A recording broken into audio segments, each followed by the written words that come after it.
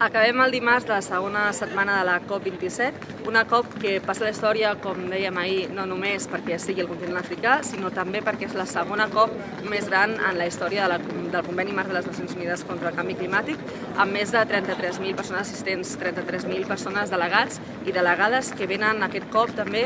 Molta gent per part d'Àfrica, molta gent per part de països poc desenvolupats i per països que conformen illes i que per tant són més vulnerables davant del canvi climàtic.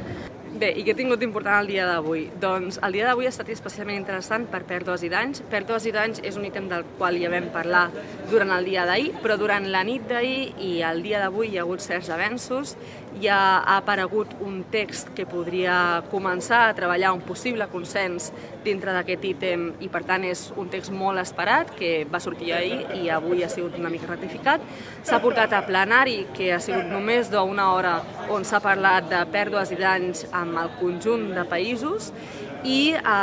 com que sembla que no hi ha un acord per ara, ja estan havent-hi reunions bilaterals entre el Conveni Marc, les persones encarregades del Conveni Marc i les persones que són caps de delegació dels països que estan interessats en aquest ítem.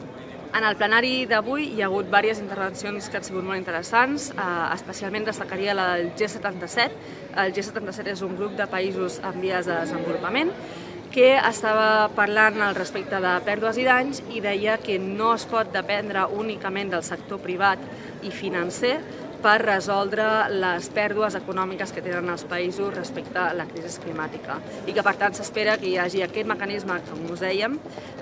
que depengui directament de la Convenció Marc i que no depengui només d'empreses privades. Altres països, com per exemple Maldives o República Dominicana, han demanat per favor que hi hagi solidaritat amb els països del sud global, els països més empobrits, i han recalcat que no hi ha temps com per sortir d'aquesta COP27 amb un acord respecte a pèrdues i danys.